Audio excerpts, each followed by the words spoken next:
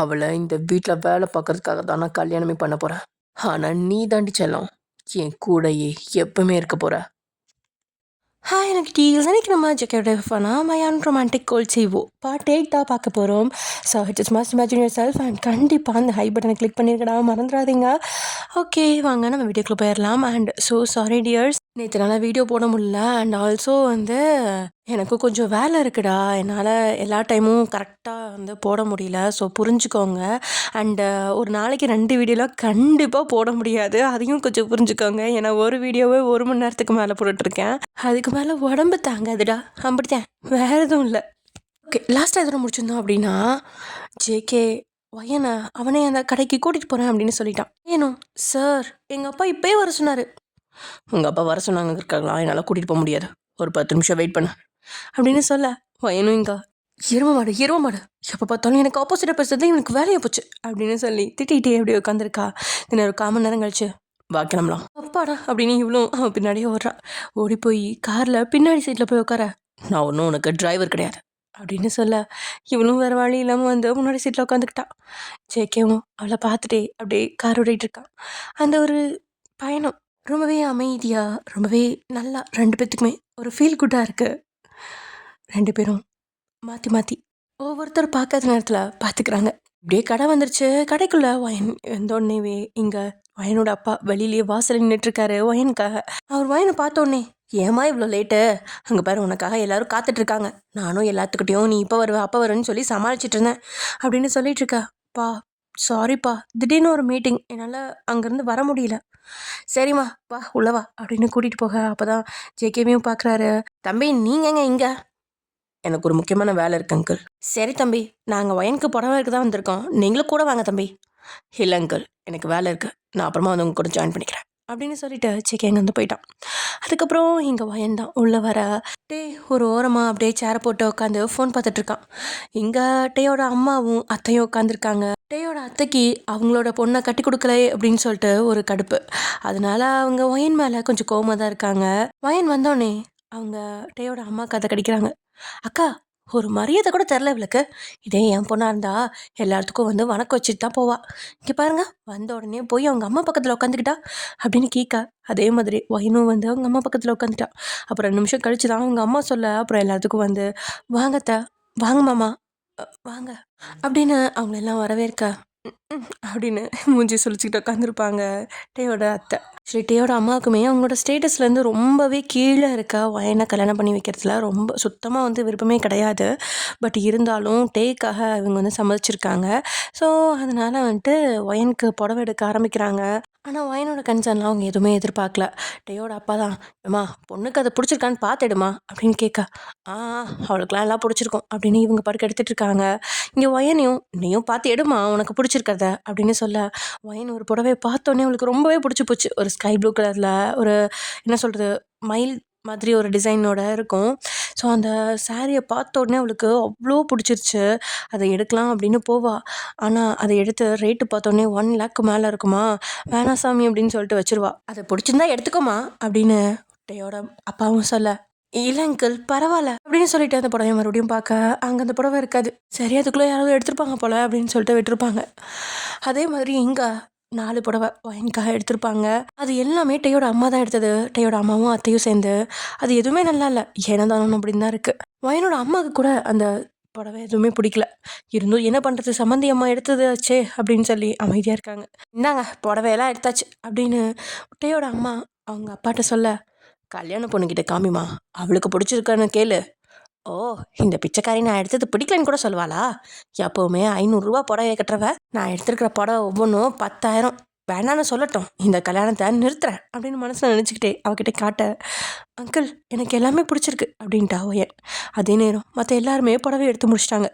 இங்கே டேயோட தங்கச்சி ஓடி அண்ணி உங்களுக்கு நான் ஒரு சல்வார் எடுத்து வச்சுருக்கேன், பார்க்குறீங்களா?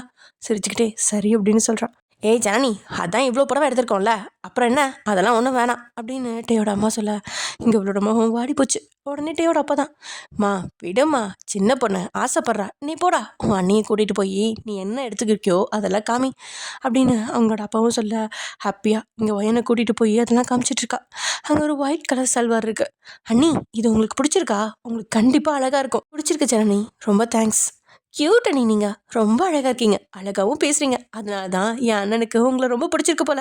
உங்களுக்கு தெரியுமா, அம்மா எவ்வளோ பொண்ணுங்களெல்லாம் பார்த்தாங்க அவனுக்கு, ஆனால் அவன் எல்லாருமே வேண்டான்னு சொல்லிட்டான். உங்களை பார்த்த உடனே கட்டுனா உங்களை தான் கட்டுவேன்னு அம்மாட்ட ஸ்ட்ரைட்டாக சொல்லிட்டான். அம்மாக்கும் அம்மாவை எதிர்த்து பேசினதுல கொஞ்சம் கோவம் இருக்குது அப்படின்னு அழகாக கண்களை உருட்டி உருட்டி பேசிகிட்டு இருக்கா ஜனனி.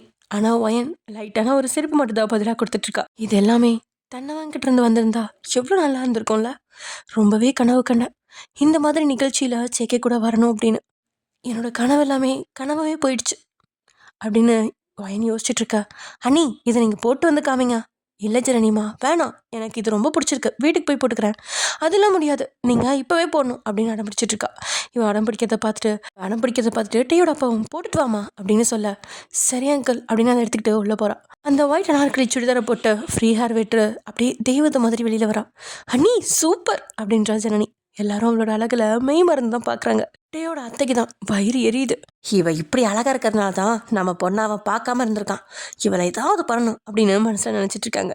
டேயும் ஏதோ ஒரு உந்துதல்ல அவளை நிமிர்ந்து பார்க்க அவனும் அவளோட அழகில் மெய் மருந்து தான் பார்த்துட்டு இருக்கான். அதே சமயம் வேற 2 கண்களும் கொலவரியோட பார்த்துட்டு இருக்கு.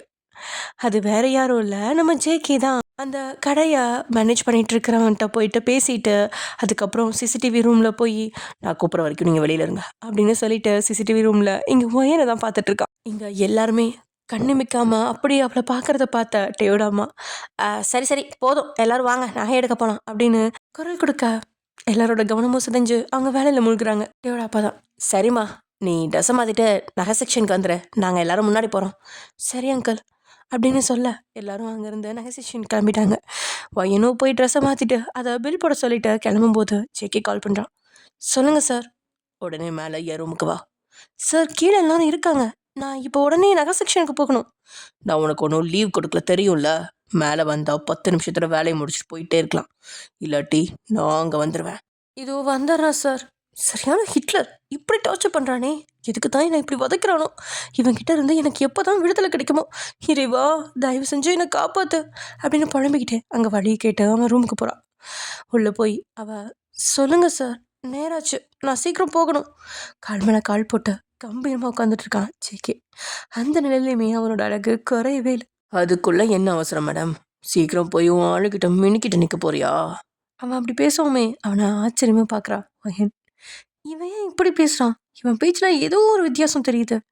சரி, என்னென்னு கவனிப்போம்.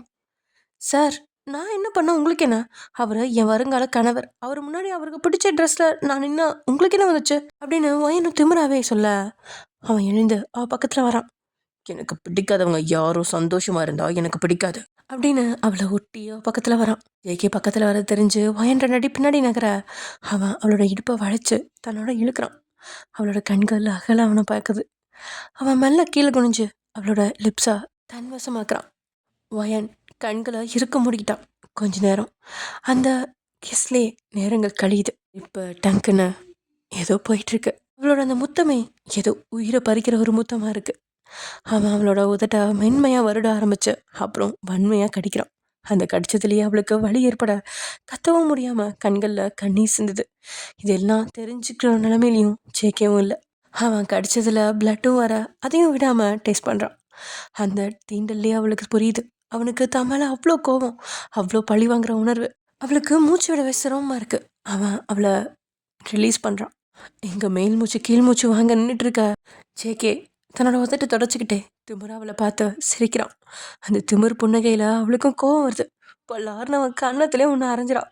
அதை எதிர்பார்க்காதவன் அவளை முறைச்சிக்கிட்டு நிற்க, இங்கே பாரு, நீ ஆட்டி வைக்கிற பொம்மை ஒன்றும் நான் கிடையாது, என்கிட்ட இருந்து கொஞ்சம் தள்ளியே இரு, உனக்கும் எனக்கும் இடையில ஒன்றுமே கிடையாது, எனக்கு கல்யாணம் ஆக்க போகுது, ஒரு பொண்ணுக்கிட்ட எப்படி நடந்துக்கணும்னு கூட உனக்கு தெரியாதா பொறுக்கி அப்படின்னு அவன் திட்டிட்டு அவன் நகரும்போது கோமாவன் அவளோட கையை பிடிச்சு, என்னடி சொன்ன, நான் பொறுக்கியா, இந்த பொறுக்கி என்ன பண்ணுவான் தெரியுமா அப்படின்னு அவளை பிடிச்சி எடுக்கிறான். விடுடா விடு அப்படின்னு வயன் கத்த அவளோட கழுத்துல முகம் பொதிச்சு அங்க கடிச்சு வச்சிட்டான். அவன் கடிச்சதுல ஆ எருமை எருமை அப்படின்னு கண்ணீரோட அவனை பார்க்க, ஏன் இப்படிதான் பண்ற? என்னதான் உனக்கு பிடிக்காதுல்ல? தெரியாம உன்னை லவ் பண்ணிட்டேன். இந்த ஜென்மத்தில் நான் பண்ண மிகப்பெரிய தப்பு இதுதான். இப்போ எல்லாம் நான் உன்னை தொந்தரவே பண்ணுறது கிடையாதுல்ல. திரும்ப ஏன் இந்த அளவுக்கு என்னை டார்ச்சர் பண்ணுற? ப்ளீஸ், நான் கெஞ்சி கேட்டுக்கிறேன், என்னை விட்டுரு. நீ கொடுத்த அந்த மிகப்பெரிய வழியிலேருந்து என்னால் இன்னும் வெளியே வர முடியல. தவிச்சுக்கிட்டு இருக்கேன். இதுக்கு மேலே தாங்குற சத்தியம் என் உடம்புக்கு இல்லை, என் மனசுக்கும் இல்லை. ப்ளீஸ் அப்படின்னு கையெடுத்து கும்பிட்டு அழுதுகிட்டே வெளியே போயிட்டா. அப்புறம் அங்கேருந்து நேரம் ரெஸ்ட் ரூம் போயிட்டு தான் அழுது யாருக்கும் தெரியக்கூடாது அப்படிங்கிறதுக்காக முகத்தை நல்லா கழுவிட்டு கழுத்தில் அந்த தடையும் தெரியக்கூடாது அப்படிங்கிறதுக்காக துப்பட்டாவை கழுத்தில் சுற்றி நல்லா மறைச்சபடியே போட்டுக்கிட்டா. இங்கே ஃபோன் பேசிட்டு இருந்துட்டே அவள் போகிறத பார்த்துட்டான். நகை செக்ஷன் இந்த சைடு இருக்கு, இவ எங்கே போகிறா அப்படின்னு அவள் பின்னாடியே போக்கா அவள் அந்த ரூமுக்குள்ளே போகிறா. மறுபடியும் டே இருக்கு ரூமுக்குள்ளே. ஏயும் அவள் எப்போ வெளியில் வருவா அப்படின்னு காத்துட்ருக்கான். என்ன அவளை இன்னும் காணோம், சரி அந்த ரூம்குள்ளே போய் பார்க்கலாம் அப்படின்னு போகும்பொழுது அவள் அந்த பக்கம் ரெஸ்ட் ரூம்லேருந்து வெளியே போகிறத பார்க்குறான். இவ இதுக்குள்ளே தானே போனா, இப்போ அங்கே போகிறா. சரி இந்த ரூமில் யார் இருப்பா அப்படின்னு யோசிச்சுக்கிட்டே அந்த ரூம் பக்கம் போகும்பொழுது தான் அவனோட அப்பா கூப்பிட்டு நகை செக்ஷனுக்கு வர சொல்ல இவனும் ஃபோன் பேசிக்கிட்டே அப்படியே மறந்துட்டு போயிட்டான். அதே சமயம் இங்கே வயன் வர லேட்டாதனால அங்கே இருந்த டேயோட அத்தை தான் கத்த ஆரம்பிச்சிட்டாங்க. என்னங்க உங்கள் பொண்ணு ட்ரெஸ் மாற்றா இவ்வளோ நேரமா? அப்படி எங்கே தான் போயிருக்கா? எங்களுக்கெல்லாம் நேரம் ஆச்சு தெரியும்ல, எங்களுக்கு எவ்வளோ வேலை இருக்கு. உங்களை மாதிரி வேலைக்கு போகிறவங்கன்னு நினச்சிங்களா? நாங்களாம் 1000 பேருக்கு வேலை கொடுக்குறவங்க, எங்களுக்காக 1000 பேர் க்யூவில் நிற்பாங்க. எங்கள் நேரத்தை இப்படி வேஸ்ட் பண்ணுறீங்களே அப்படின்னு அவர் கத்திக்கிட்டு இருக்காரு. என் பொண்ணு இப்போ வந்துடுவா அப்படின்னு அவளோட அப்பாவும் சமாளிச்சிட்டு இருக்கா. பட் அப்போ வயனும் வர இங்கே வயனோட அம்மாவுக்கு கோவம் வந்துருச்சு அவங்க பேசினதுல. ஏய் எங்கடி போயிருந்தேன் இவ்வளோ நேரமா அப்படின்னு திட்ட, ஏம்மா இவ்வளோ டென்ஷன் ஆகுறீங்க, ரெஸ்ட் ரூம் தான் போயிருந்தேன் அப்படின்னு சொல்லிட்டு இருக்கா. இங்கே டேயோட அப்பா தான், நான் சொன்னேன் பார்த்தேலம்மா, போய் உங்கள் வேலையை பாருங்கள், ஏதாவது ஒரு வேலை வந்திருக்கும், சும்மாலாம் இவ்வளோ லேட் பண்ண மாட்டாங்கல்ல அப்படின்னு சொல்ல, என்ன பண்ணாலும் தப்பிச்சாரா அப்படின்னு சொல்லிட்டு அப்படியே அவங்க எல்லாரும் அவங்களுக்கு பிடிச்ச வகையில் நகை எடுத்துக்கிட்டு இருக்காங்க. வயனும் எதுவும் பேசாமல் அங்கே ஒரு ஓரமாக உட்காந்துட்டு இருக்கா. அவங்க அவளுக்கு மாங்கல்யமும் ஒரு சின்ன நகையும் எடுத்துட்டாங்க. அப்புறம் அந்த டேயோட அத்தையும், என்னம்மா இதுவே என் பொண்ணை கல்யாணம் பண்ணியிருந்தா நான் இந்நேரம் 500 பொண்ணு என்ன 1000 பவுனே போட்டிருப்பேன் என் பொண்ணுக்காக. இப்போ இந்த பொண்ணு வீடு எவ்வளோ போடுறாங்க அப்படின்னு கேட்க டேயோட அம்மாவும் சலிச்சுக்கிட்டு, அவங்க எங்கே போடுறாங்க, அவங்களால ஒன்றும் செய்ய முடியாதுன்னு முதலே சொல்லிட்டாங்க. என்னது அதுக்குன்னு ஒரு குண்டூசி தங்கம் கூட போட மாட்டாங்க அப்படின்னு இவங்க 2 பேரும் பேசிட்டு இருக்கா. அது வயனோட அம்மாவுக்கும் அப்பாவுக்கும் காதில் விழுகுதுதான். ஆனாலும் அவங்களால என்ன பண்ண முடியும், கஷ்டமா இருக்கு. இப்போதான் அவங்க யோசிக்கிறாங்க, ரொம்ப தகுதியை மீறி நம்ம பொண்ணை கொடுக்குறோமோ அப்படின்னு. அப்போது வயனுக்கு ஜனனி ஏதோ ஒரு செயின் போட்டு பார்க்கணும் அப்படின்னு ஆசைப்பட, இல்லை வேணாம் அப்படின்னு இவ்வளோ சொல்ல, இல்லை பரவாயில்ல நீ அப்படின்னு சொல்லிட்டு அந்த ஷாலை விளக்கி விட்டு செயினை போட்டு விட அங்கே ஜேகே கொடுத்த அந்த ஹிக்கி இருக்கு. அதை பார்த்தோன்னே, அண்ணி இது என்னது? அது வந்து ஒன்றும் இல்லைப்பா, பூச்சி கடிச்சிருச்சு அப்படின்னு சொல்ல, ஓ அப்படியா அப்படின்னு அந்த செயினை போட்டு விட்றா. அண்ணி உங்களுக்கு எது போட்டாலும் அழகாக இருக்குது அப்படின்னு சொல்லி சிரிச்சிட்ருக்கா. இங்கே நடந்த எல்லாத்தையுமே கவனத்தில் கொண்டுட்டு தான் இருக்கான். உதட்டில் இருந்த அந்த காயத்தையும் பார்க்குறான், கழுத்தில் இருக்கிறதையும் இப்போது ஜனனி சொன்னதால் பார்த்தான். அவனுக்கு ஏதோ தப்பாக இருக்கிற மாதிரி தோணுது. காலையில் வரும்பொழுது அவகிட்ட எந்த மாற்றமும் இல்லை. இந்த கொஞ்ச நேரத்தில் தான் ஏதோ நடந்திருக்கு அப்படின்னு யோசிக்கிறான். அப்படியே பின்னாடி இருக்க அந்த ரூமையும் பார்க்குறான். அவனுக்கு ஏதோ தோணுது, அங்கே போய் பார்க்கணுன்னு யோசிக்கிறான். தென் இங்கே அந்த நகையெல்லாம் எடுத்து முடிச்சுட்டு எல்லாம் பில் போடுறப்போ அங்கே வெயிட்டிங் பீரியடில் இருக்கும்ல, அந்த டைமில் போய் அந்த ரூமுக்கு முன்னாடியே இந்த ரூமுக்குள்ள என்ன இருக்கும் அப்படின்னு சொல்லி யோசிச்சுட்ருக்க. கரெக்டாக ஜேகே அந்த ரூம்லேருந்து வெளியில் வரான். அவனை பார்த்ததுமே அப்படியே ஷாக் ஆகி நிற்கிறான். ஏய் நீ எப்படிங்க? அதை நான் ஏன் உன்கிட்ட சொல்லணும்? இந்த ரூம்லேருந்து தானே அப்போது வயன் போனா, அவள் கூட உள்ளே என்ன பண்ணிகிட்டு இருந்தா?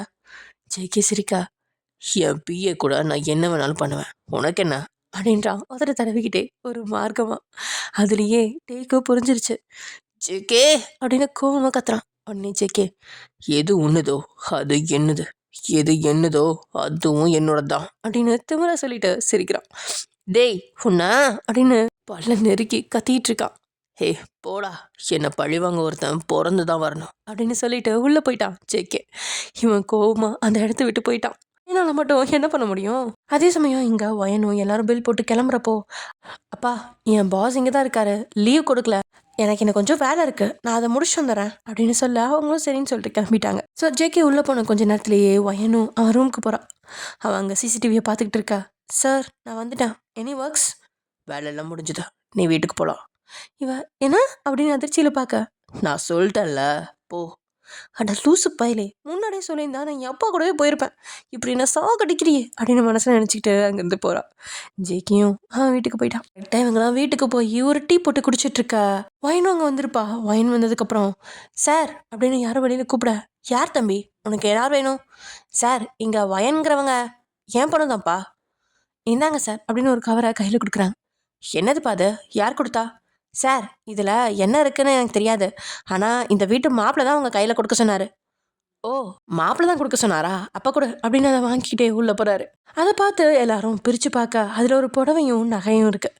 அம்மாடி, இந்த புடவை எவ்வளோ சூப்பராக இருக்குது, இதோட விலை 1 லட்சங்க அப்படின்னு 2 பேரும் வாய் பழந்து சொல்லிட்டு இருக்க. 1 லட்சம் அப்படின்னு சொன்னதுமே வயனும் நிமிந்து அந்த புடவை பார்க்குறா. அதே புடவை தான் கடையில் தான் பார்த்து தனக்கு பிடிச்சோம் வேண்டாம் அப்படின்னு வச்ச அதே புடவை. அந்த புடவையை வாங்கி கையில் வச்சு தடவி பார்க்குறா. பார்த்தீங்களா, மாப்பிள்ளைக்கு பொண்ணு மேலே அவ்வளோ அக்கறை இருந்துச்சுன்னா அவளுக்கு பிடிச்ச புடவையை யாருக்கும் தெரியாமல் எடுத்து கொடுத்துருப்பாரு. ஆமாங்க, கடையில் வயன்மா இந்த புடவையை பார்த்துட்டு விலையை பார்த்துட்டு அப்படியே வச்சிருச்சு. அதுக்கப்புறம் நானும் போய் அதை பார்க்கலான்னு நினச்சேன். அதுக்குள்ளே அந்த புடவையை காணாம போயிடுச்சு. மாப்பிள்ளை தம்பி தான் எடுத்து வச்சிருக்கோம் போ அப்படின்னு சொல்ல, இப்போ ஏற்ற மகளோட விருப்பத்தை நிறைவேற்ற மாப்பிள்ளைய நினச்சி பெருமைப்படுறாரு வயனோட அப்பா. அப்புறம் அந்த நகையெல்லாம் பார்த்துட்டு இதெல்லாம் லேட்டஸ்ட் டிசைன்ஸாகவே இருக்குது. புடவைக்கு ஏற்ற மாதிரி மைல் டிசைன்ஸ் அப்படியே அழகாக இருக்குது. காதுக்கு கழுத்துக்குன்னு எல்லாமே இதில் இருக்குது. உள்ள ஒரு பேப்பரில் முகூர்த்த புடவை அப்படின்னு எழுதியிருக்கு. ஏங்க இங்கே பாருங்க, இதுதான் முகூர்த்தத்துக்கு கட்டணும்னு மாப்பிள்ளை எழுதி விட்டுருக்காரு. அதே பேப்பரை வாங்கி அவர் பார்க்குறாரு. தென் அந்த புடவையை வாங்கிட்டு கொடுத்து உள்ள வைமா அப்படின்னு சொல்லிட்டாங்க.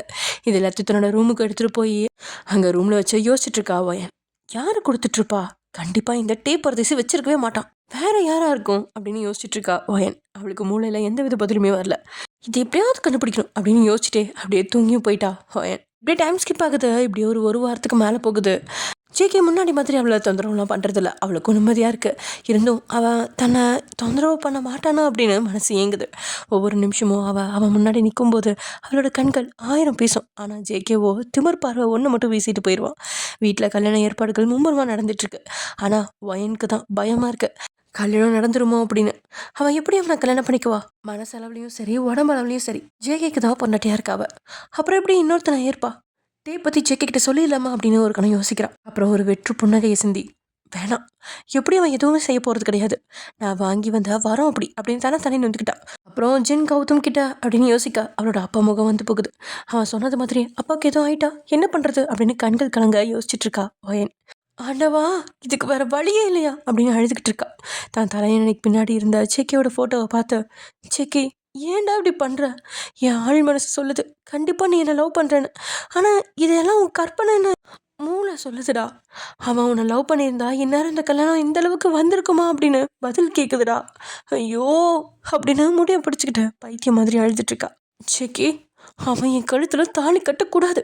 அப்படி கட்டுனா அடுத்த நிமிஷம் நான் உயிரோடு இருக்க மாட்டேன் அப்படின்னு அவன் ஃபோட்டோவை அப்படியே பார்த்து மிரட்டிட்டு இருக்கா. ஈவினிங் வரைக்கும் அப்படியே பார்த்துட்டு உட்காந்துட்ருக்கா.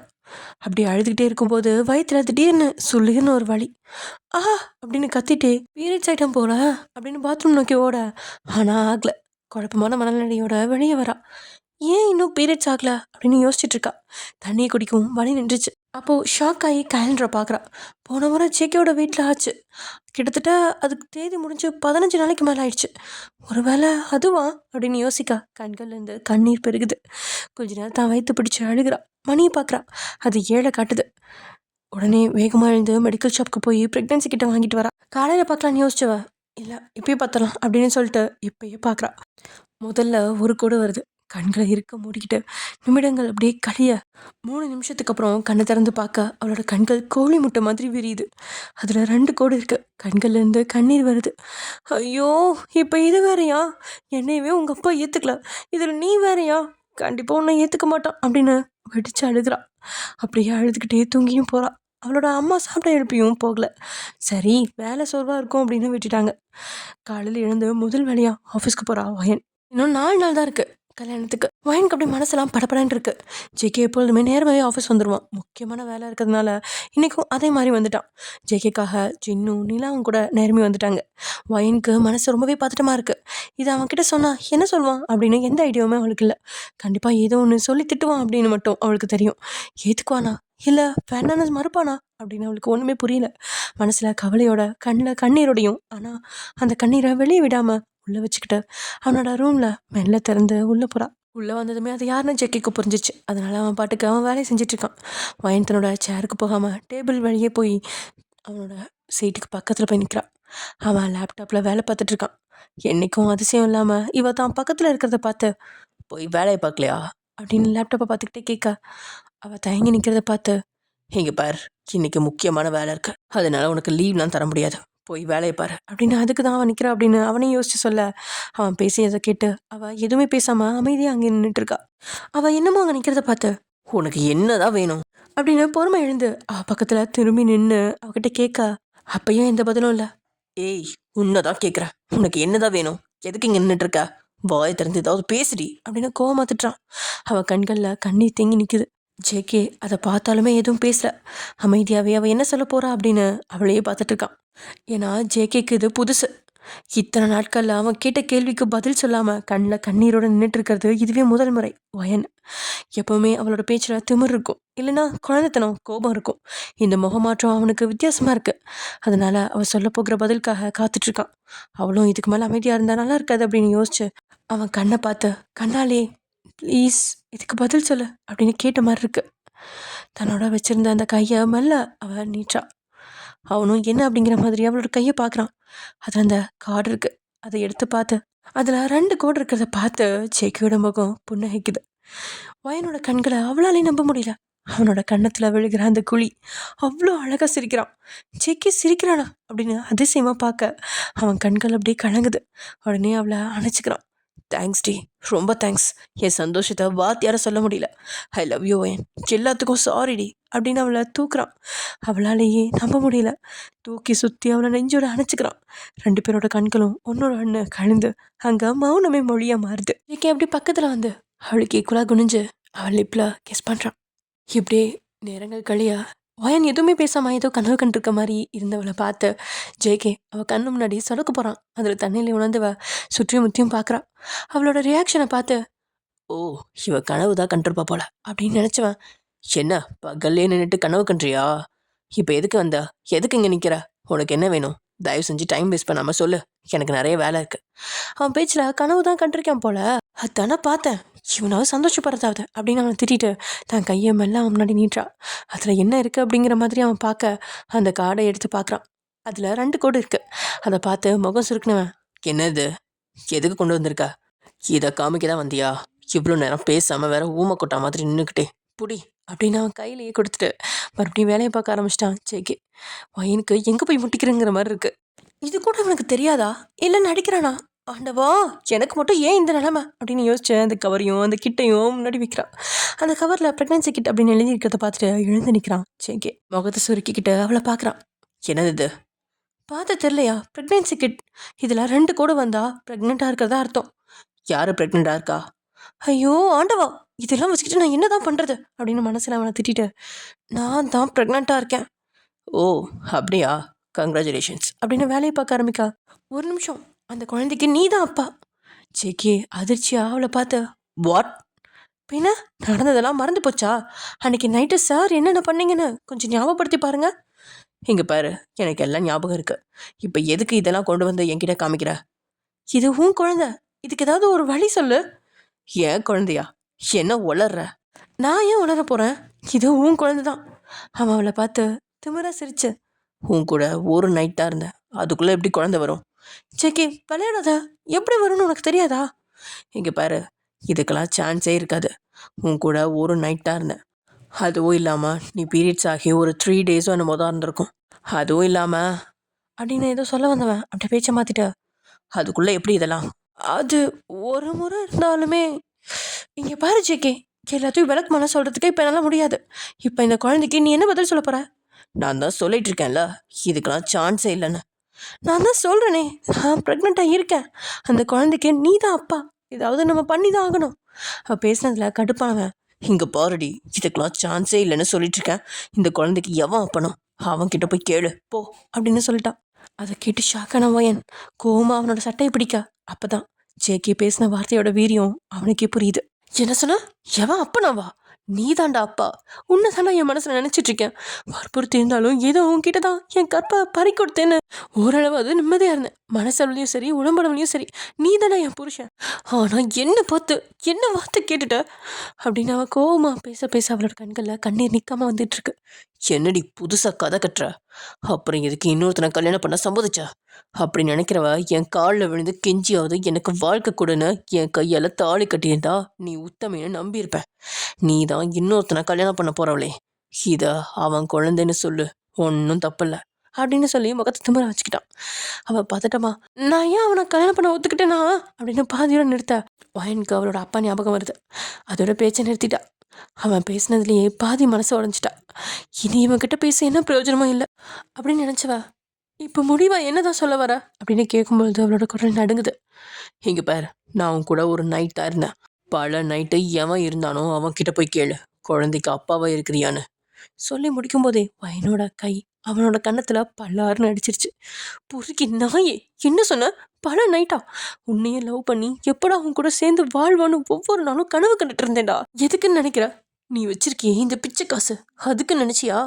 உனக்காக மட்டும்தாண்டா எல்லாம் இருந்தும் யாரும் இல்லாம இருந்தியே, அதுக்காக. எந்த அன்பும் தெரியாம இருந்தங்காட்டி எல்லா அன்பையும் நான் காட்டணும்னு நினைச்சேன். உன்கிட்ட எதுவுமே இல்லாம இருந்திருந்தாலும் நான் உன்னை காதலிச்சிருப்பேன்டா. நான் பார்த்தது உன் மனசை மட்டும்தான். வெளியே திமிரு பிடிச்ச மாதிரி காட்டிக்கிட்டாலும் உள்ள குழந்தையா இருப்பியோன்னு தான் நினைச்சேன். ஆனா நீ விஷயம்டா. உன் மனசு ஃபுல்லா சாக்கடை தான் இருக்கு. எனக்கு தெரியும், உனக்கும் எனக்கும் ஏணி வச்சாலும் எட்டாது. அதனால தான்டா என் காதல அவன்கிட்ட சொல்லாமலே இருந்தேன்.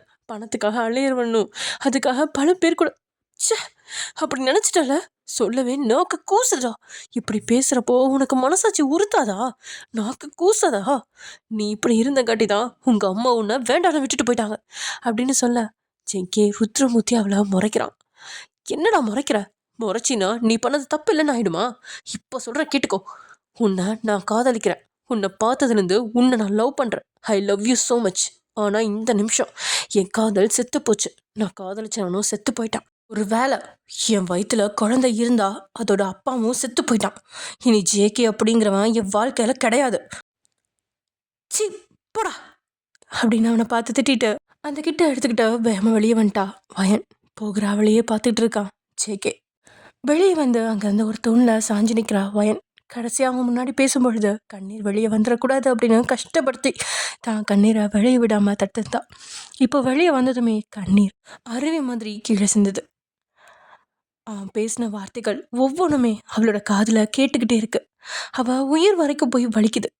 இந்த ஒரு நிமிஷம் செத்து போயிடலாமா அப்படின்னு கூட தோணுது அவளுக்கு. கொஞ்ச நேரம் அழுதுகிட்டே அங்கே நின்றுட்டு இருந்தவ கடைசியாக அவனோட ரூமை திரும்பி பார்க்குறா. தான் கண்ணீரை தொடச்சிட்டு இனி உனக்கும் எனக்கும் எந்த சம்மந்தமும் இல்லை. இனி நான் உன் லைஃப்பில் கிடையாது. கஷ்டமோ நஷ்டமோ இனி என் வாழ்க்கையை நான் முடிவு பண்ணுறேன். இனி வாழ்க்கை என்னை எப்படி கூட்டிகிட்டு போகுதோ அதில் போகலான்னு முடிவு பண்ணிட்டேன் அப்படின்னு மனசில் நினச்சிக்கிட்டே தான் வைத்தா தடவிட்டு இருக்கா. இனி உனக்கு நான் இருக்கேன். உனக்கு இனி அம்மா மட்டும்தான். பா போகலாம் அப்படின்னு நகரும் பொழுது ஒரு கை அவளை பிடிக்குது. ஒரு நிமிஷம் ஜேகே அப்படின்னு யோசிச்சு ஒரு வித எதிர்பார்ப்போட திரும்பி பார்க்குறா வயன். ஆனால் அங்கே சின்னதான் நின்றுட்டுருக்கான். அவளை பார்த்ததுமே அவளோட முகம் சுருங்கிருச்சு. என்னடி இந்த பக்கம் வந்துட்டு என்ன பார்க்காம போற? அவனுக்கு அவன் முகத்தை பார்த்ததுமே ஏதோ அழுதுருக்கா அப்படிங்கிற மாதிரி தெரியுது. இன்னும் 4 நாளாக கல்யாணம், அதான் எல்லாத்துக்கும் சொல்லிட்டு போலான்னு வந்தேன். வந்தவன் இப்படியே போறா, என்கிட்ட ஒரு வார்த்தை சொல்லவே இல்லை அப்படின்னு அவளை ஒரு மார்க்கமும் பார்த்துக்கிட்டே பேசுகிறான். அதான் இப்போ சொல்கிறேன்ல, கல்யாணத்துக்கு வந்துரு அப்படின்னு அவள் வெளியே நகர்றா. அவள் கையை பிடிச்சி இழுத்துக்கிட்டு அவனோட ரூமுக்கு போகிறான். ஏய் விடுடா விடு, எங்கடா இழுத்துட்டு போற அப்படின்னு கோமா கத்துறா வயன். என் ரூமுக்கு தாண்டி வா. நான் வரல, என்னை விடு, நேராச்சு, வீட்டுக்கு போகணும் அப்படின்னு அவன் கையை எடுத்து விடுற முயற்சியிலேயே கோமா அவனை கத்திக்கிட்டு அவன் பின்னாடியே போகிறான் வயன். அப்புறம் ஒரு வழியாக 2 பேரும் அவன் ரூமுக்கு போகிறாங்க. இப்போ எதுக்குடா இங்கே கூட்டிகிட்டு வந்தா அப்படின்னு அவன் கையை உதறி விட்டு கேட்குறான். இப்போ எதுக்கு இங்கே வந்தா? ஏன் கோமா அழுதுட்டுருக்க? நான் ஒன்றும் அழுகல. இந்த மூஞ்சியை பார்த்தா சிரிச்ச மாதிரியா இருக்கு. ஒழுங்கா ஒரு ரூமுக்குள்ளே என்ன நடந்துச்சுன்னு சொல்லு. உனக்கு எதுக்கு தேவையில்லாத விஷயம்லாம், உன் வேலையை பாரு அப்படின்னு வெளியே போக ஏ ஓயன் நில்லடி அப்படின்னு அவளை போக விடாமல் கதவுக்கு 2 கையும் வச்சு அப்படியே மறைச்சிட்டு நிற்கிறான். சின் வேணாம், என் வழி விடு, நான் போகணும், நேராச்சு. நீ போடி, உன்னை யார் வேணான்னு சொன்னா? ஒழுங்கா இப்போ எதுக்கு இங்கே வந்த, என்ன நடந்துச்சுன்னு சொல்லிட்டு போ. ஏன்டா எல்லாரும் என்னை டார்ச்சர் பண்ணுறீங்க? அப்படின்னு சொன்னவளுக்கு கண்ணீர் வருது. அவன் ஒரு பக்கம் என்னை பேசாமல் கொள்றான், நீ என்ன பேசியே கொள்ற, சத்தியமாக எனக்கு வாழவே பிடிக்கலடா, எங்கேயாவது போய் சாகலான்னு தோணுது அப்படின்னு கீழே முட்டிங்கள் போட்டு முகத்தை மூடி அழுக ஆரம்பிச்சிட்டா. அவளை அறியாமலேயே அந்த கீழே வந்து விழுகுது. அவள் ஏதோ கவனிக்கிற நிலைமையில கிடையாது. ஆனால் கீழே விழுந்ததா ஜின் கவனிச்சிட்டான். அது அவன் கையில் எடுத்து பார்க்குறான். பார்த்ததும் அவன் கோழி முட்டை கண்கள் விரியுது. வயன், என்ன இது, நீ நீ ப்ரெக்னெண்ட்டாக இருக்கியா அப்படின்னு அதிர்ச்சி மாறாமல் கேட்குறான். அவனோட குரல் அவளோட காதை வந்து அடைஞ்சதும் தான் தான் கையில் இருந்த கிட்ட இல்லை அப்படின்னு உணர்றான். அப்புறம் அதிர்ச்சியாக அவனோட முகத்தை பார்க்குறான். அவள் பார்க்கறத பார்த்து ஜின்னும், வயன் சொல்லுடி, இது உண்மையா, நீ? அவள் கண்களில் கண்ணீர் பெருக்கெடுத்து ஓடுது. அந்த கண்ணீருடைய அவனு தலையசைக்கிறான். ஓ மை காட், இது என்ன புது ட்விஸ்டாக இருக்குது அப்படின்னு அவனும் அவள் கையை பிடிச்சி இழுத்து, வாடி இதை போய் சேக்கிட்ட சொல்லலாம், இது தெரிஞ்ச அவன் எவ்வளோ சந்தோஷப்படுவான் தெரியுமா, உடனே அவன் ஏற்றுக்குவான், வாடி அப்படின்னு முகத்தில் மகிழ்ச்சியோடு அவளை இழுக்கிறான்.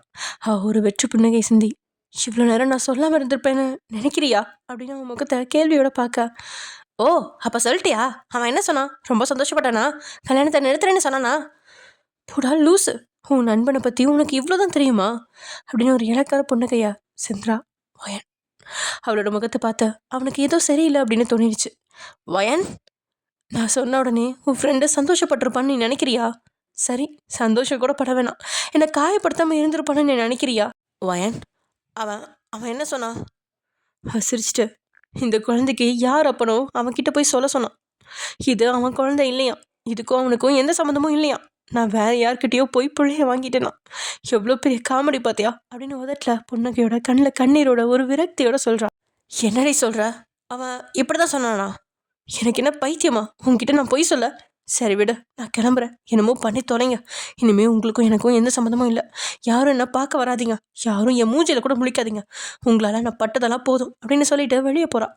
வயன், ஏண்டி இப்படிலாம் பேசுகிற, நான் என்ன பண்ணேன், உங்களெல்லாம் பார்த்ததுக்கப்புறம் தான் என் வாழ்க்கை நாசமாக போச்சு, நான் பாட்டுக்கு செவனேன்னு படித்து முடிச்சு ஏதோ ஒரு வேலைக்கு போயிருப்பேன், எப்போ இவன் கம்பெனியில் வந்து ஜாயின் பண்ணணும், இந்த ஒரு வருஷம் என்னால் முடியல, என்னால் ஒரு நிமிஷம் கூட இருக்க முடியாது, என்னை புரிஞ்சுக்க ஜீன், நீயும் என்னை கொல்லாத, சரிடி உன் இஷ்டம் போல் பண்ணு, ஆனால் இப்போ என்ன பண்ண போகிற அதையாவது சொல்ல, நான் என்ன சொல்லணும், நான் எதுக்கு உன்கிட்ட சொல்லணும், ப்ளீஸ் டி புரிஞ்சுக்கோ, இப்போ நீ இந்த நிலமையில இப்போ அவனை எப்படி நீ கல்யாணம் பண்ணிப்பா, இந்த கல்யாணத்தை எப்படியாவது நிறுத்தணும், அது எனக்கு தெரியும், நான் பார்த்துக்கிறேன், ஜேகே கண்டிப்பாக இந்த கல்யாணத்தை நிறுத்துவான், அது கண்டிப்பாக உன் கனவுல தான் நடக்கும் அப்படின்னு கதவு பக்கத்தில் போகிறா வயன். ஒரு நிமிஷம் நான் சொல்கிறத கேட்டு போ அப்படின்னு அன்னைக்கு நடந்த எல்லாத்தையுமே சொல்லி முடிக்கிறான் ஜின். அவன் சொன்னதை கேட்டு ஒரு நிமிஷம் அதிர்ந்தாலும் அப்புறம் தன்னை சுதாரிச்சுக்கிட்டு, இது என்ன நம்ப சொல்கிறியா, ஏய் எனக்கு சத்தியமாக நான் கேட்டதுக்கு உண்மையான கூட டவுட்டாக இருந்துச்சுடி, ஆனால் அவன் அப்படி தான் சொன்னான், எனக்கு என்னமோ அவனும் உன்னை காதலிக்கிறான்னு தான் நினைக்கிறேன், எனக்கு குழப்பாத ஜின், நான் போயிட்டு வரேன் அப்படின்னு அவனோட பதிலை கூட எதிர்பார்க்காம அங்கேருந்து கிளம்பிட்டா வயன். வயன், குழம்புன குட்டையில் தான் மீனை பிடிக்க முடியும், போக போக உனக்கே புரியும் அப்படின்னு போகிற அவளையே பார்த்துட்டு இருக்கான் ஜின்னு. ஜெயின் அப்புறம் ஜேக்கியோட ரூமுக்கு போனவன் அவனை மறைச்சிட்டு முன்னாடி நின்றுட்டு இருக்க திமிரா ஜேகே அவனை பார்க்குறான். என்ன உன் மனசை என்னடா நினச்சிட்டு இருக்க, அவகிட்ட அப்படி பேசிட்டு இருக்க, யாருக்கிட்ட, தெரியாத மாதிரி நடிக்காத ஜேகே, உண்மையா மனசாட்சி தொட்டு சொல்லு, அவள் அப்படிப்பட்ட பொண்ணா, இந்த நிலமையில எதுக்குடா அவளை கஷ்டப்படுத்துற, அது உன் குழந்தைன்னு உனக்கு தெரியாதா, ஜேகே அவனை முறைக்கிறான். முறைக்காதடா, நீ அவளை பழி வாங்குறன்னு நினச்சிட்டு உன் குழந்தைய தான் நீ பழி வாங்குற, பாவண்டாவ, ஏன்டா அவளை இப்படி குடும்பப்படுத்துற, ஜேகே எதுவுமே பேசாம அமைதியாவே இருக்கான்.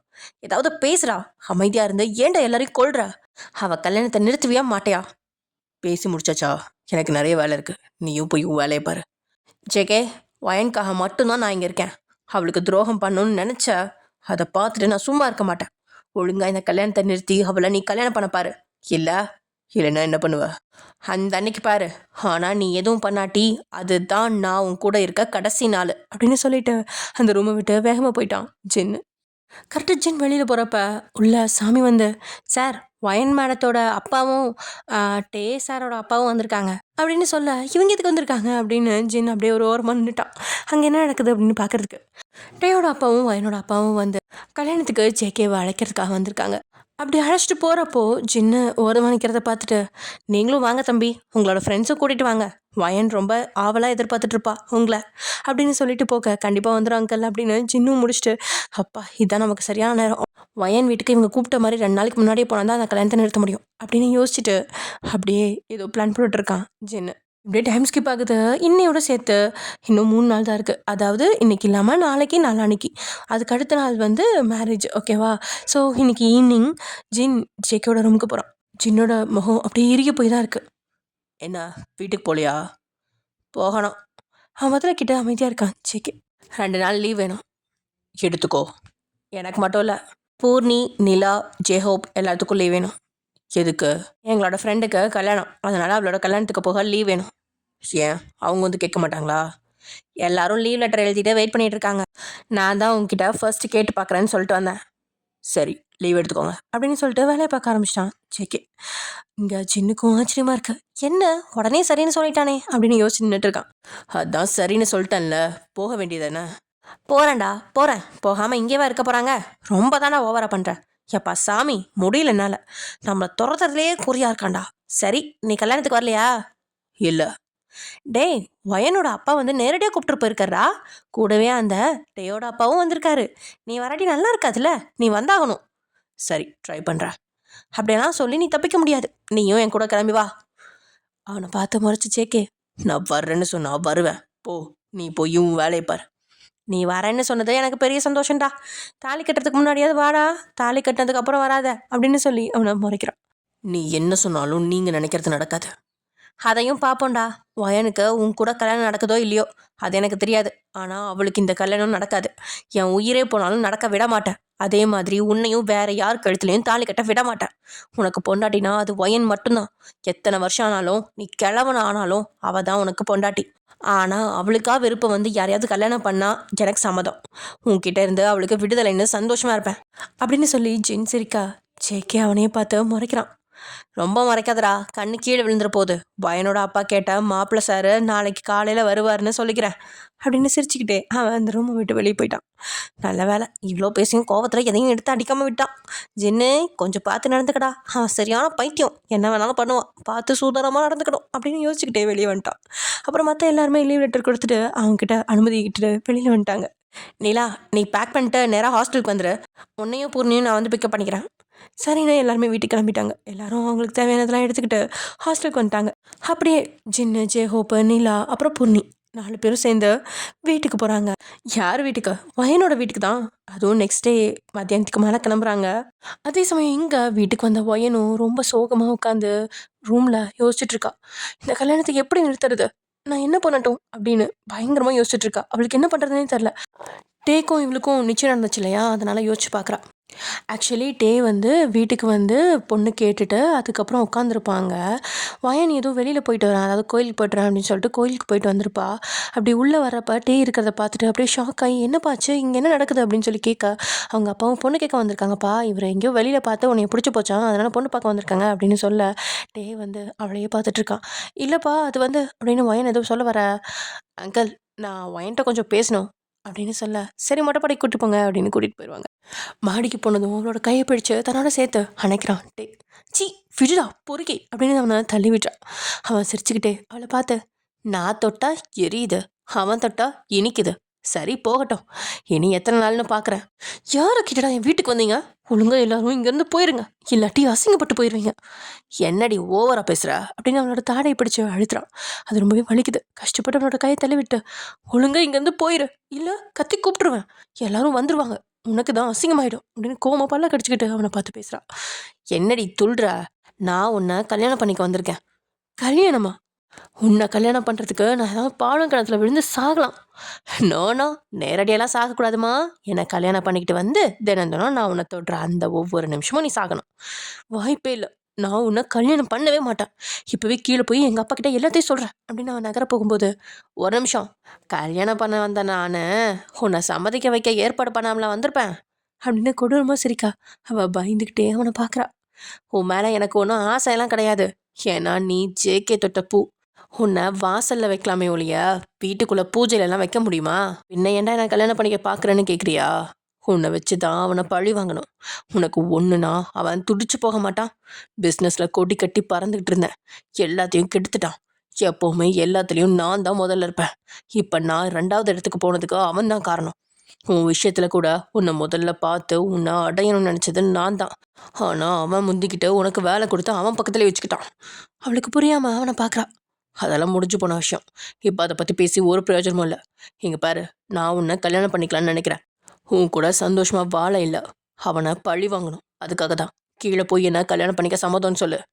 முடியாது, உன்னை என்னால் கல்யாணம் பண்ணிக்க முடியாது. என்ன, உன்னால் கல்யாணம் பண்ணிக்க முடியாதா? சரி, நீயே சரின்னு சொல்லுவ பார்க்குறியா? அப்படின்னு சொல்லிட்டு தன்னோட பாக்கெட்டில் இருந்த ஃபோட்டோஸ்லாம் எடுத்து அவகிட்ட நீட்டான். அந்த ஃபோட்டோஸ் எல்லாத்துலேயுமே பார்த்து அவள் ஒரு நொடி அதிர்ந்து அவனை பார்க்குறா. என்னடி பார்க்குற? இதெல்லாம் நீயும் அவனும் ஒன்றா இருந்த ஃபோட்டோஸ் தான் அப்படின்னு சொல்லி பயங்கரமாக சிரிக்கிறான். அந்த ஃபோட்டோஸ் எல்லாமே அந்த பார்ட்டியில் அன்னைக்கு அவன் குடிச்சிருந்த போது அந்த ரூமில் அவகிட்ட தப்பாக நடந்துக்கிட்டு எல்லாமே அதில் இருக்குது. 2 பேரும் முத்தம் கொடுத்துட்டு இருக்கிறது மாதிரியும் அணைச்சிருக்கிறது மாதிரியும் அவளோட அப்பரை அழுத்திட்டு இருக்க மாதிரியும் அப்புறம் ப்ளவுஸை பிடிச்சிட்டு இருக்க மாதிரியும் அப்புறம் அன்னைக்கு பார்ட்டியில் கீழே விழுகும்போது அந்த தாவணி போட்டிருக்கப்ப கீழே விழுகும்போது அவன் தாங்கி பிடிச்சிருந்தான் இல்லையா, அந்த ஃபோட்டோஸ் எல்லாமே அதில் இருக்குது. அது எல்லாத்தையுமே பார்த்து அவளோட கண்களில் கண்ணீர் வந்துட்டுருக்கு. ஆமாம், இது எல்லாத்தையுமே எடுத்தது இவன் தானே.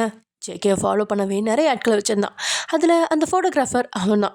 அன்றைக்கி வளைச்சி ஃபோட்டோ எடுத்தவன் அதை எல்லாத்தையுமே கொண்டு வந்து இவன்கிட்ட கொடுத்துட்டான். தனக்கு சாதகமாக ஏதாவது ஒரு நேரம் வந்தால் இதை வெளியே கொண்டு வரலாம் அப்படின்னு காத்துட்டு இருந்தான். இவளை கல்யாணம் பண்ணி இவளை அடையிற அந்த ஆசையும் நிறைவேற்றிக்கலாம், ஜேகேவையும் பழி வாங்கிக்கலாம் அப்படின்னு கணக்கு போட்டிருந்தான். அவள் கண்களில் வழிகிற கண்ணீரையே பார்த்துட்டு இருக்கான். டேயா, இப்போ என்ன சொல்கிற? அவளுக்கு உலகமே ஒரு நிமிஷம் நிற்கிற மாதிரி இருக்கு. இதெல்லாம் எப்படி எடுத்தான்? ஐயோ, எந்த கோலத்தில் நிற்கிறேனா? அவளுக்கு கோவம் வரவே அவள் வேகமாக அந்த ஃபோட்டோஸ்லாம் கிழிச்சு எறிகிறா. ஐயோ, கிழிச்சிட்டாளே, இப்போ என்ன பண்ணுறது அப்படின்னு அவன் கத்துறான். அப்புறம் அவளை பார்த்து அப்படி சிரிச்சிட்டே கன்னத்தில் லேசாக தட்டிட்டு அவளை பார்த்து, ஏண்டி இவ்வளோ தூரம் வர்றவன் ஒரு காப்பி மட்டுமா வச்சுருப்பேன்? வீட்டில் 1க்கு 10 காப்பி இருக்குது. நீ கல்யாணத்துக்கு ஓகே சொன்னால் இந்த ஃபோட்டோ என்கிட்ட பத்திரமா இருக்கும். இல்லை ஜேகே கிட்டேயோ இல்லை மற்றவங்க கிட்டேயோ சொல்லி கல்யாணத்தை நிறுத்தணும்னு நினச்சா ஃபோட்டோ மட்டும் இல்லை. அவளை பார்த்து நக்கலா சிரிச்சு, வீடியோவும் இருக்குது. அவள் அதிர்ச்சியாக அவனை பார்க்குறா. ஆமாம், அன்னைக்கு நீங்கள் நடத்துன அந்த களியாட்டம் வீடியோவா என்கிட்ட பத்திரமா இருக்குது. வீடியோ எல்லாத்தையும் நெட்லேயும் விட்டுருவேன், உங்கள் அப்பங்கிட்டையும் காமிச்சிருவேன். உங்கள் அப்பா மானஸ்தானு சொன்னாங்க, செத்து போயிடுவாருன்னு நினைக்கிறேன். நீ என்ன சொல்கிற அப்படின்னு அவளை பார்த்து கேட்கா. அவளோ கண்ணீர் மழுகா அழுதுகிட்டே நின்றுட்டுருக்கா. அவன் பேசினது எல்லாமே அவளுக்கு அசிங்கமாக இருக்குது. ஏன்டா ஜெக்கி இப்படி பண்ணுற? நீ மட்டும் இப்போ என்னை லவ் பண்ணிகிட்டு இருந்திருந்தா இங்கே நடந்த எல்லாத்தையும் உங்ககிட்ட சொல்லியிருப்பேன்ல அப்படின்னு அவனை நினச்சி அழுகிறா. அவள் எதுவுமே பேசலை. வெரி குட், இதே மாதிரி கீழே வந்து எனக்கு இந்த கல்யாணத்தில் முழு சம்மதம் அப்படின்னு சொல்கிறேன். அப்புறம் இந்த விஷயம் என்னையும் உன்னையும் தவிர வேறு யாருக்கும் தெரியக்கூடாது. மீறி யாருக்காவது தெரிஞ்சது அப்படின்னா அப்போ நான் சொன்னது தான் நடக்கும். கல்யாண வீடாக இருக்க போகிற இந்த வீடு கருமதி வீடாக மாறிடும். முடிவு உன் கையில் அப்படின்னு சொல்லிட்டு வேகமாக நடக்கிறான். அவன் கீழே போனதுமே அவனோட அப்பா அவனை பார்த்து கேட்குறாரு, என்னப்பா சொன்னா பொண்ணு? அப்பா, அவளுக்கு என்ன கல்யாணம் பண்ணிக்க சம்மதமா அப்படின்னு சொல்ல அங்கே இருக்க எல்லாத்துக்குமே ஹாப்பி. அப்படி கீழே இறங்கி வந்த ஒயன்ட்டியும் அவர் கண்ணால் கேட்க அவ்வளோ சம்மதம் அப்படின்னு கண்ணாலேயே சொல்லிட்டா. அவ்வளோதான், அவளுக்கு ஓகே அப்படின்னு சொன்ன அடுத்த நொடி 1 மணி நேரத்துலேயே நிச்சயதார்த்தம் அப்படின்னு முடிவாயிடுச்சு. நிச்சயம் முடிஞ்ச உடனே ப்ரெஸ்ஸுக்கு சொல்லிட்டான். அப்போது ஜேக்கினாலேயோ இல்லை ஒயனாலேயோ எந்த பிரச்சனையும் வரக்கூடாது அப்படின்னு நினச்சிட்டான். நடந்த எல்லாத்தையுமே நினச்சிக்கிட்டு கண்ணீர் மழுக தொங்கிட்டு இருக்கா வயன். இப்படியே டைம் ஸ்கிப் ஆகுது. வயன் அன்னைக்கு ஃபுல்லாமே எதையோ பறி கொடுத்த மாதிரி எதாவது சுற்றிட்டு இருக்கா. அன்னைக்கு மதியானத்துக்கு மேலே மெஹந்தி போட வந்திருக்காங்க. இங்கே ஜேகேவும் ஃப்ரெண்ட்ஸ் எல்லாருமே வந்துட்டாங்க. ஸோ அவங்களும் சேர்ந்து எல்லாம் மெஹந்தி போட்டு கிட்டத்தட்ட ஒரு ஹல்தி ஃபங்க்ஷன் அளவுக்கு எல்லாரும் ஜாலியாக வயன் கூட சேர்ந்து என்ஜாய் பண்ணிட்டு இருக்காங்க. ஆனால் வயன் மட்டும்தான் அமைதியாக பாட்டுக்காக வேலையை பார்த்துட்டு இருக்கா. அப்படியே உட்காந்து சோகமே உருவா. ஜின்னும் என்னென்ன பண்ணலாம் அப்படின்னு சொல்லி யோசிச்சுட்டு இருக்கான். எப்படி இந்த கல்யாணத்தை நிறுத்தது அப்படின்னு யோசிச்சுக்கிட்டே இருக்கான். அவனுக்கு பிளான் எதுவுமே இப்போ வரைக்கும் வரல. வயன்கிட்டே பேசி பார்க்குறான், ஆனால் எதுவுமே வேலைக்காகல. அவள் நான் கல்யாணம் பண்ணிக்க போகிறேன் அப்படின்ற மாதிரி உறுதியிலேயே நிற்கிறான். ஸோ இதுக்கு மேலே வயன்கிட்ட பேசி எந்த பிரயோஜனமும் இல்லை, நம்ம தான் நிறுத்தணும் அப்படின்னு பிளான் போட்டுட்டு இருக்கான். சரி, இங்கே வயனும் எதையோ நினச்சிட்டு அப்படியே இன்றைக்கும் தூங்கி போக அடுத்த நாள் காலையில் எழுந்து உட்காரா. ஒரு புதுவித டிசைன்களோட அழகாக நல்லா சவந்திருக்கு. கையிலையும் காயிலையும் இருக்க அந்த மருதாணி தான் கையை மோந்து பார்க்குறா. அதில் வாசனை மூக்க துளைக்குது. தான் பாவாடையை விளக்கி பார்க்க அவளோட கால்களும் அழகாக இருக்குது. இந்த ஒவ்வொரு நிமிஷத்தையும் நான் எப்படி அனுபவிக்கிறோம், ஆனால் விதி அழுக வச்சிருச்சு அப்படின்னு யோசிச்சுக்கிட்டே இருக்கா. வயன் வயன் அப்படின்னு அவளோட அம்மா கூப்பிட, இதோ வந்துட்டேம்மா அப்படின்னு கதவை திறக்கிறா. சீக்கிரம் குளிச்சுட்டு கிளம்புமா, கோவிலுக்கு போகணும். அப்புறம் வீட்டில் நிறைய சம்பிரதாயங்கள்லாம் இருக்குது, அதெல்லாம் செய்யணும்ல. சரிம்மா அப்படின்னு சொல்லிட்டு குளிக்க போயிட்டா. அதே மாதிரி இங்கே ஜின்னோட ஃப்ரெண்ட்ஸு ஜின்னு எல்லாத்தையுமே எழுப்பி விட்றாங்க. அவங்களும் குளிச்சுட்டு எல்லாம் ரெடியாகி வெளியில் வர அங்கே எல்லாம் அப்படியே பேசிகிட்டு இருக்கா. ஏங்க, நம்ம கோயிலுக்கு போகணும்ல, அங்கே போய் புடவை வச்சு பூஜை பண்ணிவிட்டு வீட்டுக்கு வந்த உடனே நல்லங்க வைக்கணும். சாயங்காலம் 4 மணிக்கு மண்டபத்துக்கு போகணும்ல, இப்போ இருந்து கிளம்புனா தான் சரியாக இருக்கும். சரிம்மா, நான் போய் பசங்களெல்லாம் எழுப்பி விட்டுறேன். அவர் மேலே போய் பசங்களெல்லாம் எழுப்பா. குட் மார்னிங் அப்படின்னு சொல்லிக்கிட்டே எழுந்திருக்கான் சின்ன.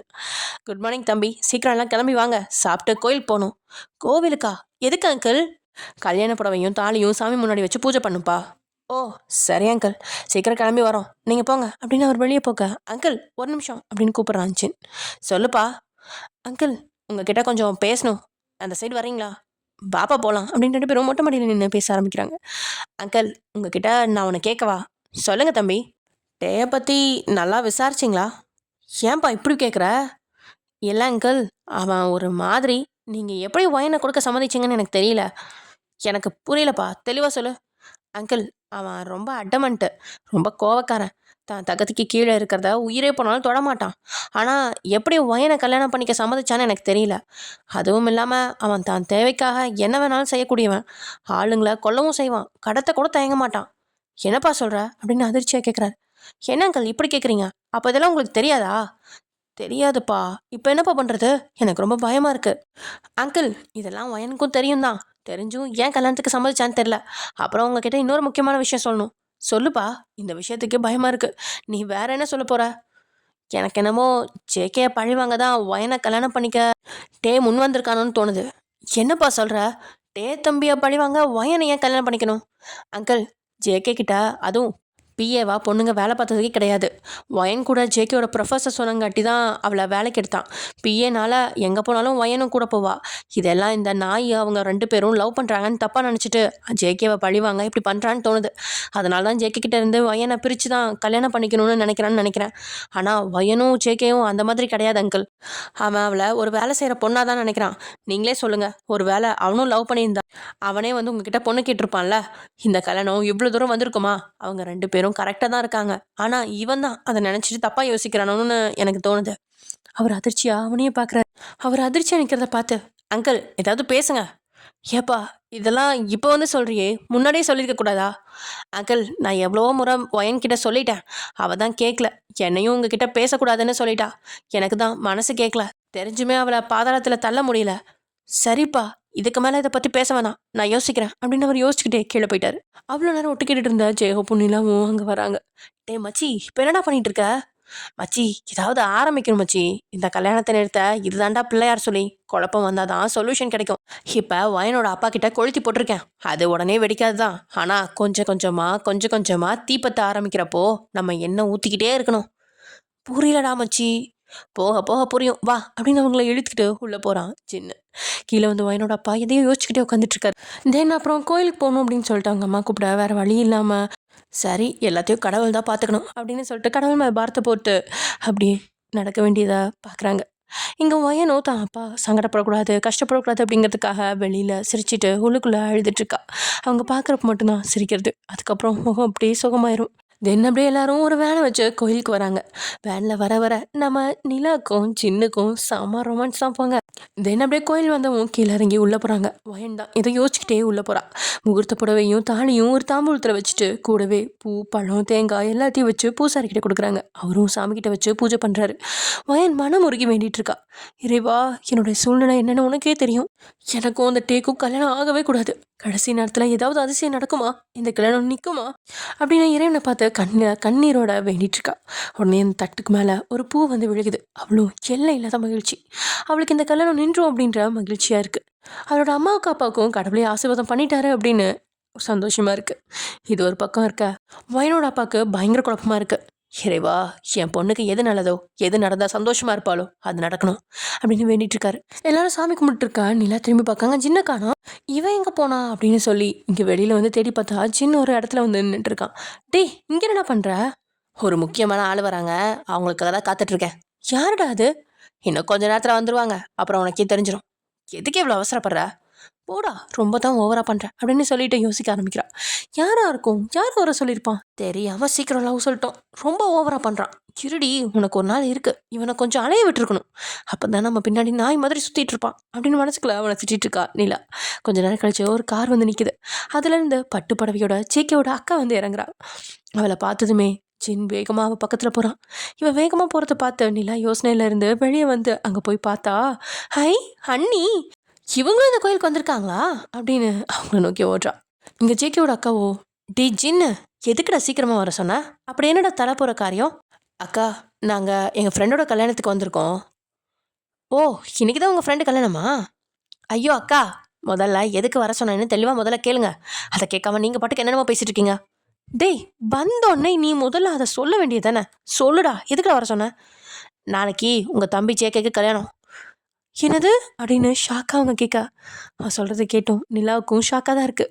ஐயோ எல்லாருக்கிட்டையும் இப்படி உண்மையை சொல்கிறானே அப்படின்னு குழம்புறா நிலா. ஆமாக்கா நாளைக்கு ஜேகேக்கும் எனக்கும் கல்யாணம். டேய் குழப்பாதடா தெளிவாக சொல்லு. கல்யாண பத்திரிக்கை உங்களுக்கு வந்துச்சா? ஆமாண்டா வந்துச்சு. அப்பாவுக்கு தெரிஞ்சவர் போல அதனால வீட்டுக்கு கொண்டு வந்து கொடுத்தாரு. அந்த கல்யாணம் டேக்கு பதிலாக ஜேகேக்கு தான் நடக்க போகுது. அவங்க அதிர்ச்சியாக கண்களை விரிச்சு அவனை பார்க்க.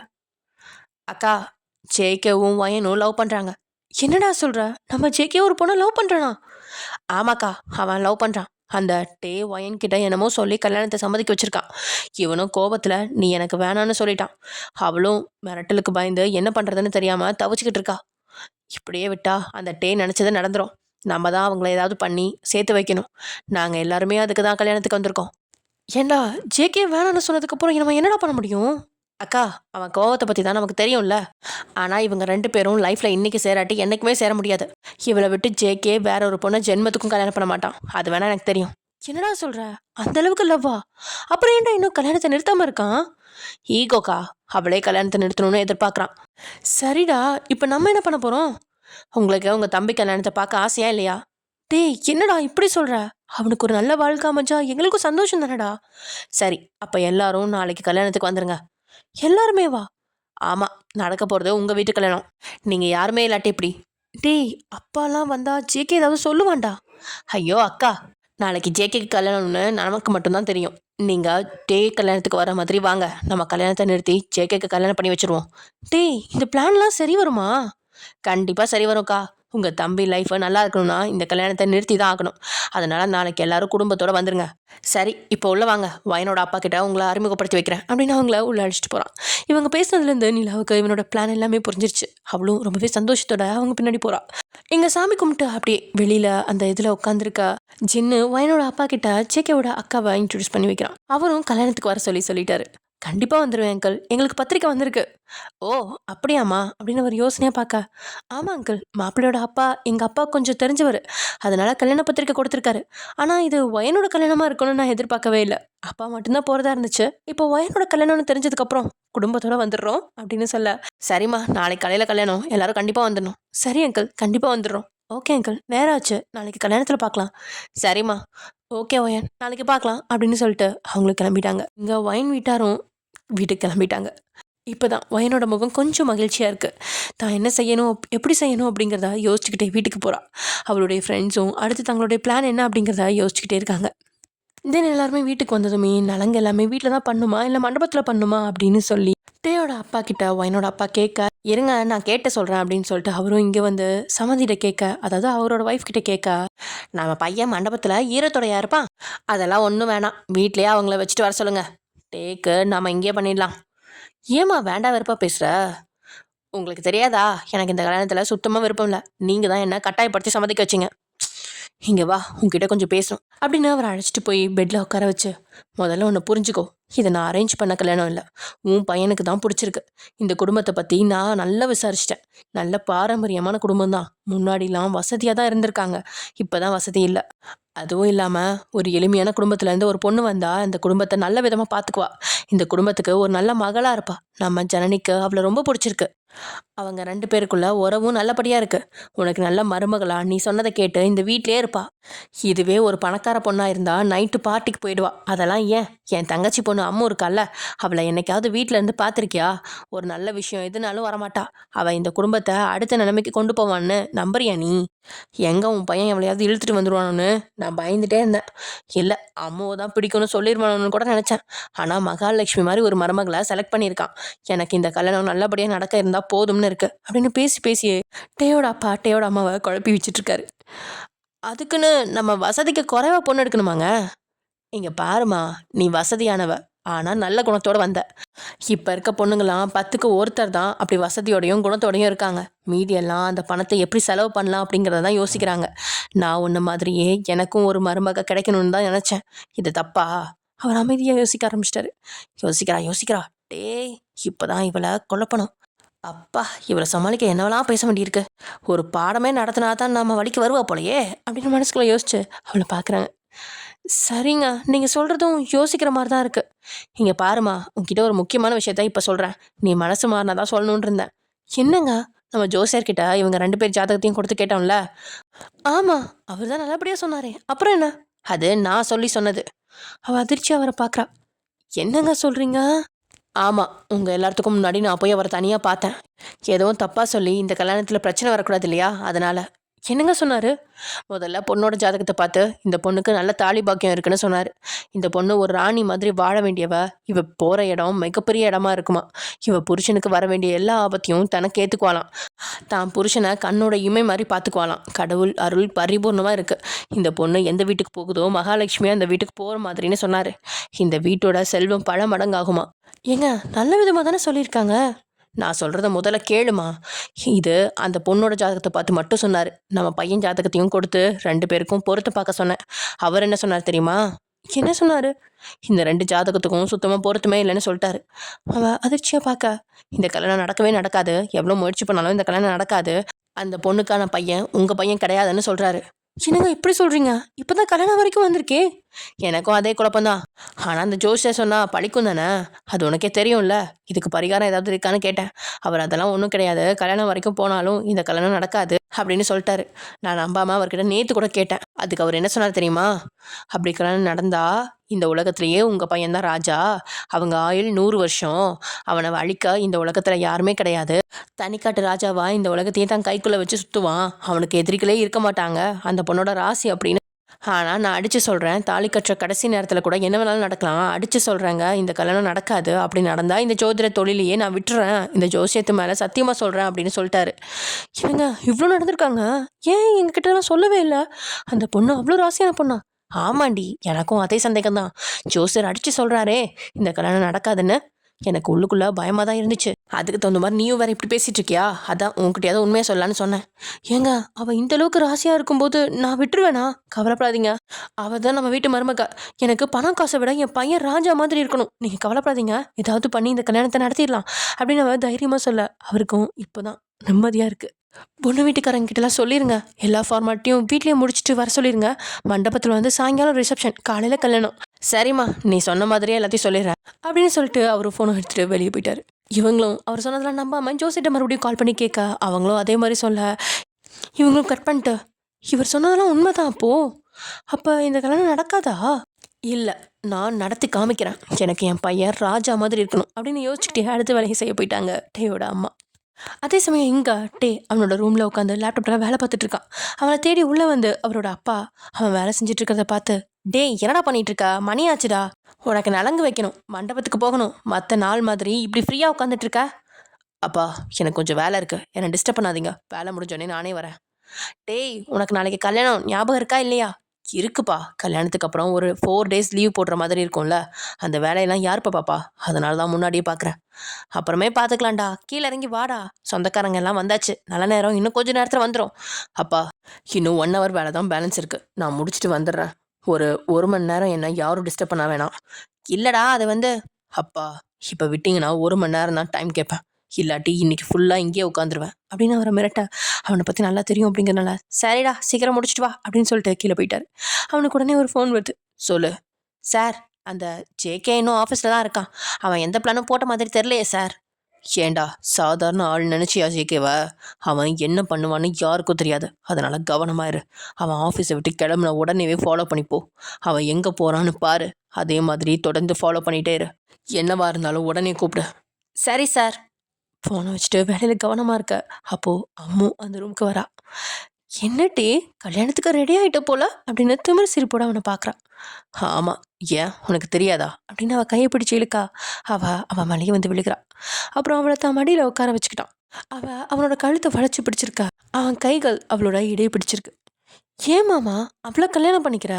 ஏண்டி, 2 பேரும் சேர்ந்து தானே முடிவு பண்ணோம். அப்புறம் என்னடி இப்படி வந்து பேசுகிற? ஆமாம், எனக்கு ஜேகே மேலே ஆசையாக இருந்துச்சு. அவனை கல்யாணம் பண்ணிக்கலான்னு நினச்சேன். அவனை கல்யாணம் பண்ணிக்கிட்டா மொத்த சொத்தும் நம்ம குடும்பத்துக்கு வந்துடும்னு நினச்சேன். அதுக்காக எவ்வளோ முயற்சி பண்ணேன். நீயும் எனக்கு சப்போர்ட்டாக தான் இருந்த. ஆனால் ஒன்றுமே நடக்கலையே. கடைசியில் அந்த ஜேகே அந்த ஒயனை லவ் பண்ணுறான்னு எனக்கு தெரிஞ்சதும் எனக்கு எப்படி இருந்துச்சு தெரியுமா மாமா? விடு, இப்போ தான் அந்த ஒயனை அவன்கிட்ட இருந்து பிரிக்க போகிறோம்ல. ஆனால் எனக்கு இப்போ அந்த ஜேகேவை கல்யாணம் பண்ணிக்க சம்மதமே இல்லை. ஏன் செல்லம் அப்படின்னு பேசிக்கிட்டே அவன் கைகள் ட்ரெஸ்ஸுக்குள்ளே போகுது. எனக்கு உன்னதான் மாமா பிடிச்சிருக்கு. அதுவும் அந்த அன்னைக்கு நைட் அப்புறம் எனக்கு நீ தான் வேணும். இப்போ மட்டும் என்ன, நான் உன் கூட தானே இருக்கேன். அப்படின்னு அவன் கழுத்தில் முகம் புதைச்சிக்கிட்டே அவனோட கைகளை அங்கேயும் இங்கேயும் போக விட, மாமா நான் உன்னையே கல்யாணம் பண்ணிக்கிறேன் அப்படின்னு சினிங்கிய குரல்ல சொல்கிறான். இப்போவும் நீ இந்த மாமாவோட பொண்டாட்டி தான் செல்லம். முடியாது, இந்த கல்யாணத்தை நிறுத்து, நான் உன்னை கல்யாணம் பண்ணிக்கிறேன். அவன் அவளை பேச விடாமல் அவளோட உதட்ட சரி செய்கிறான். மெல்லமாக ஆரம்பித்த அந்த முத்தம் இன்னும் நீண்டுக்கிட்டே போகுது. அவளால் மூச்சு விட முடியல அப்படின்னு தெரிஞ்சதுக்கப்புறம் தான் அவளை விட்டான். செல்லக்குட்டி, ஆரம்பத்துலேருந்து மாமா உன்னை தான் லவ் பண்ண. நீ தான் அந்த ஜேகே வேணும்னு சொன்ன. மாமாவும் சரின்னு தானே சொன்னேன். ஆனால் இப்போ எனக்கு ஜேகே வேணாம் அப்படின்னு கொஞ்சம் பேசிகிட்டு இருக்கா. செல்லக்குட்டி, நீ தானே சொன்ன அந்த ஜேகேவை பழி வாங்கணும், ஒயினை கல்யாணம் பண்ணிக்கோன்னு. சொன்னேன் தான் அப்படின்னு அவன் இழுக்கா. இங்கே பாரடி செல்லம், மாமாவில் கல்யாணம் பண்ணிக்கிட்டாலும் அவள் இந்த வீட்டு வேலைக்காரி. நீ தான் மாமாவுக்கு எப்போவுமே பொண்டாட்டி. அந்த ஜேகேவை பழிவாங்க தானே அவளை கல்யாணம் பண்ணிக்கிறேன். அந்த ஜேகேயும் கொஞ்சம் கொஞ்சமாக சாகணும், இவளும் கொஞ்சம் கொஞ்சமாக சாகணும். அப்போ என்னை விட்டுடுவியா? நோ நோ, இவளை கல்யாணம் பண்ண அடுத்த மாதத்தில் உன்னையும் பண்ணிக்கிறேன். அவள் வீட்டுக்காரியாக இருக்கட்டும், நீ வீட்டுக்காரியா இரு அப்படின்னு பேசிக்கிட்டே அவளை வித்தவுட் ஆக்குறான். ஓகேடா, எனக்கும் அவளை பழி வாங்கணும், அவனையும் பழி வாங்கணும் அப்படின்னு அவன் தலையை கொதிக்கிட்டே பேச அவன் கைகள் அப்பற தழுவுது. 2 பேருமே உணர்ச்சி வசத்தில் ஒன்றுக்கு ஒன்று ஹேக் பண்ணிட்டு 2 பேரும் மேக் அவுட் பண்ணுறாங்க. அதுக்கப்புறம் எழுந்து உட்காந்தவ, பாருடா நீ வேணா அவளை கல்யாணம் பண்ணிக்கோ, ஆனால் நான் ஜேகேவை கல்யாணம் பண்ணிக்க மாட்டேன். நீயே பண்ணுறேன்னு சொன்னாலும் உன் காலை உடைச்சு நான் கல்யாணம் பண்ணிப்பேன். என்ன சரியா அப்படின்னு சிரிச்சுக்கிட்டே அவள் உதட்டில் ஒரு கிஸ் கொடுக்குறான். மாமானா மாமா தான் அப்படின்னு அவனை இன்னொரு முறை கட்டி அணைச்சிட்டு முத்த கொடுக்குறான். போதும் போதும், நீ இப்படியே இருந்தனா நான் கல்யாணத்துக்கு ரெடியாக முடியாது. உங்கள் மாமனார் வந்து என் சட்டையை பிடிச்சி தான் இழுத்துட்டு போகணும் அப்புறம் அப்படின்னு உதட்ட கடிச்சு பேச, சரி மாமா நீ குளிச்சுட்டு வா, நானும் கீழே போகிறேன் அப்படின்னு ட்ரெஸ்ஸை சரி பண்ணிட்டு வெளியே போயிட்டான். இவனும் போய் குளிச்சிட்டான். தென் வயனை நினச்சி, நாளைக்கு நீ இதே மாதிரி என்கிட்ட கசங்க போறடி. நான் சொன்ன மாதிரி நீ இந்த வீட்டு வேலைக்காரி தான். அவள் தான் என் பொண்டாட்டி. இந்த வீட்டுக்கு வா, அப்போ தான் என்னுடைய இன்னொரு முகம் எனக்கு தெரியும். உன் ஆளு கல்யாணத்தை நிறுத்த கண்டிப்பாக வருவான்னு எனக்கு தெரியும். என்ன பண்ணாலும் இந்த கல்யாணத்தை நிறுத்தவே முடியாது. இந்த முடிவு பண்ணது தான் அப்படின்னு கொடூரமாக சிரிச்சிட்டு தன்னோட ட்ரெஸ்ஸை போட்டுக்கிட்டு வெளியே வரான். கீழே அவனுக்கு நலங்கு வைக்க ஏற்பாடு பண்ணியிருக்காங்க. இவன் கீழே போனதுமே அவனை ஒரு சேரில் உட்கார வச்சு நலங்குலாம் வைக்கிறாங்க. இவன் இங்கே இப்படி ஒன்று நினச்சிட்டு இருக்க, ஜின்னு ஏதோ ஒரு பிளான் போட, ஒயன் ஏதோ ஒரு பிளான் போட, ஜேகே என்ன நினைக்கிறானே தெரில. அவன் சொல்கிறதெல்லாம் வச்சு பார்க்கும்போது ஒயனை ரொம்ப வெறுக்கிற மாதிரி பேசுகிறான். ஆனால் இவங்கெல்லாம் என்னமோ அவன் கண்டிப்பாக வருவான், அவன் தான் கல்யாணத்தை நிறுத்துவான் அப்படின்னு பேசிகிட்டு இருக்காங்க. பட் இவன் எந்த ஒரு ஆக்ஷனும் எடுத்த மாதிரியும் தெரிலையே. என்ன நடக்க போகுதோ கடவுளே. பார்ப்போம், அதை நம்ம நெக்ஸ்ட் வீடியோவில் பார்க்கலாம். டியர்ஸ், ஓகே பாய், நம்ம நெக்ஸ்ட் வீடியோவில் பார்க்கலாம்.